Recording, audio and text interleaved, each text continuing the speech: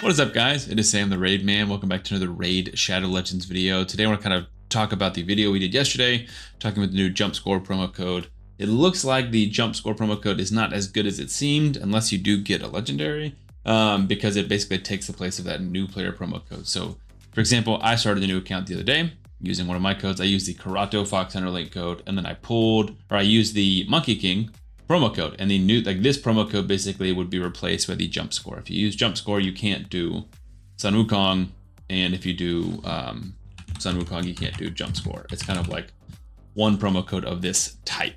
So one thing to keep in mind, I would typically recommend using either the Demon Slayer, Desert Queen, or Monkey King promo code. But that being said, with our video that we did yesterday, I want to talk about 10 tips if you're starting a new account in Raid. This is your chance to get a free Karato Fox Hunter by clicking the link in the description now. You will get Karato as well as 3 amazing epics, Fane, Ugo, and Vergis. I have 4 simple steps for you to redeem this code. Step 1, log out of Play and Play on your PC and uninstall it. Step 2, click on the link in the description of this video and register with a brand new email address. Step 3, launch Raid and complete the tutorial. Final step, go to your inbox and collect your champions. This is your chance to get a great head start in Raid, so make sure you click on this link. So number 1 would be what we just talked about, which is making sure you use one of the awesome link codes that are available to you. The 2 that I have are for Elenaro and Karato Fox Hunter. Karato is more of a nuker, Elenaro is more of a debuffer, but they're both awesome, and other content creators might have different codes. I think we're working on getting me a different code as well. But definitely starting off with a free legendary makes a big deal, and then pairing that with another legendary or really good epic, if you want them, is also an amazing way to start your account. So on this account, we did Karato and Sun Wukong, and then we pulled Islan and Grazor.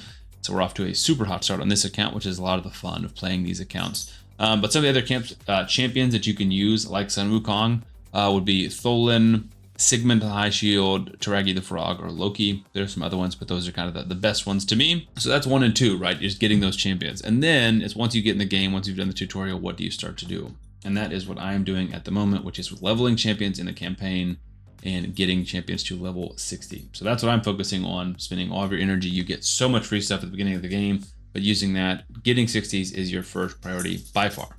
So that is tip number 3. Tip number 4 is investing in Clan Boss. And this is kind of going hand in hand as you level up your champions to level 60. Clan Boss is the lifeblood of continuing to play this game. If you want legendary books and you want good shards, Clan Boss is the way to do that. Doom Tower eventually as well, but Clan Boss is the #1 way to get those resources for free into your account. I do 4 difficulties on my main account. At the very minimum, I do 3 because I can 1-key them. That's the ultimate goal. But for when you're starting a new account, it's just pushing up as much as you can, making sure you're using all of your keys, making sure you're developing and leveling champions that will help you in Clan Boss, because like I said, that is the first area you start really seeing returns onto your account. So that's number 4. Number 5, I have focusing on missions and challenges. And this is a great way that Raid has kind of introduced of walking us through the game, right? So I have to use 500 damage to the Demon Lord. So I'd go over here. I don't have a key at the moment, but I will. Once I get a key, I'll use that, and they can walk you through these missions. I'm very close to 300 gems, which is awesome. We're going to buy masteries from some of my champions. You get a sacred shard later, a legendary book, and then eventually arbiter. And also the hand in hand with that would be the challenges. There's dungeon challenges, artifact challenges, champion challenges, and arena challenges. All of these give lots of cool resources. The dungeon ones in particular give you ancients, and then a void, and then a sacred.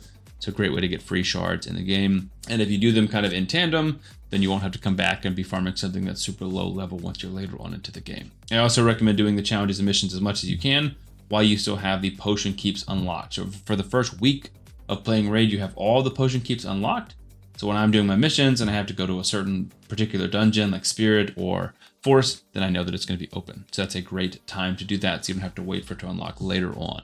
So that's number 5. Number 6 would be enter every available promo code. Obviously, we talked about the promo codes that you get started, but there's also lots of promo codes that they release as time goes on. So one of them that we can test out, I'm not sure if it still works, was the Halloween promo code from last month, which was Trick or Treat. It might be expired. Yeah, it is expired, but there's always a list up on Hell Hades' website. I know it gets outdated. Hopefully they will try and update it, but you can also just kind of find them on Reddit. I post them whenever there's a new one on my community page on YouTube, but basically there's lots of ones that will come out. There's lots of ones that are still working, and you need every single resource, especially if you're playing free to play. But even if you're just doing a low spend account like I am on this one, every free resource is still awesome. So definitely don't miss out on free stuff. Number 7, again, is just, I have all this energy. It might be tempting to start pushing Dragon or doing something like that, but everything needs to be going into campaign, especially when you have over your max. So I have 83 max energy. Until I get down to below 83 or 100 or whatever my max energy becomes, all of my energy needs to go to campaign. I think that's kind of a good point to where maybe you can start spending your energy some elsewhere,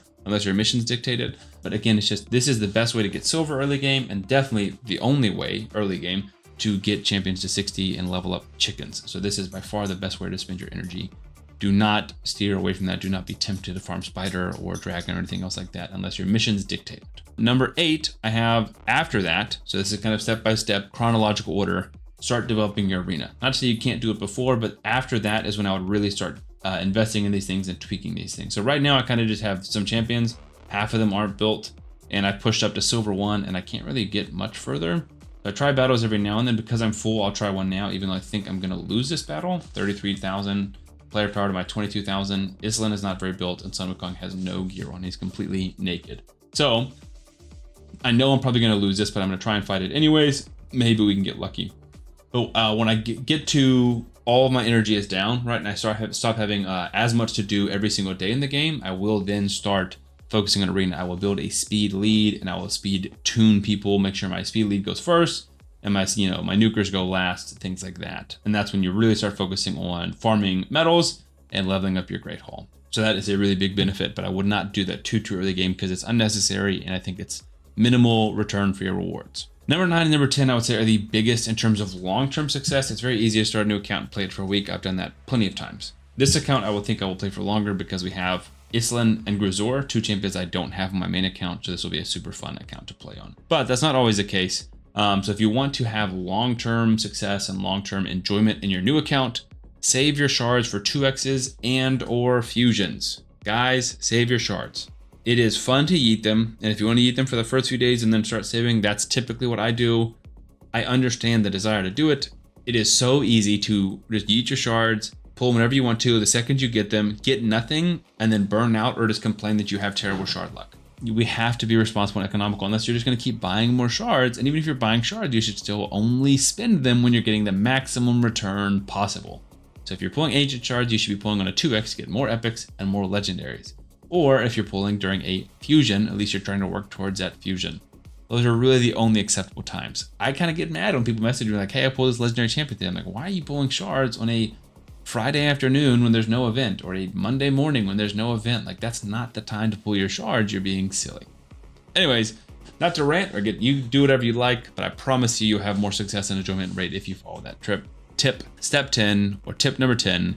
Be picky about what events you participate in. From a bigger picture, be picky about what fusions you go for. Lots of fusions are great. A lot of them are amazing. Some of them aren't. And if you go for them and you don't get them, then you're really pissed. Or if you go for them and you get them and you can't get the next one who's a banger because you went for this one, then you're really mad. If you cannot afford to go for all of them, you have to be picky. And also, same thing with those events, shard pulling events, right? So if there's a 2x sacreds, that's not that crazy of a thing. But if it's a progressive chance, I would not go for that 90% of the time. Unless you're a whale, unless you have a crazy amount of shards, or unless you're at your mercy and you know you're very close, those events are almost always traps. If you're an in-game player and you have 90% of champions, then maybe you can go for that. But if you're a free-to-play player or a mid-game player, it is not a good idea to just pull one every single time that the portal is glowing some type of way. 2x events are always great, fusions are always great, but don't just pull it any random progressive event or any event that Plarium has running on.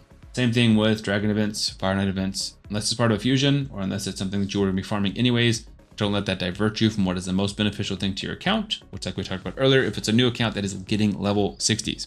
Anyways, I rambled a little bit. Hopefully this list is helpful for you guys. Definitely remember to use those link codes. There are so many free resources now when you're starting a new account in Raid. Let me know if you guys have any questions, and stay tuned to see if we have any more promo codes or link codes coming soon in the future. Thank you for watching, and subscribe to the channel for more daily Raid content.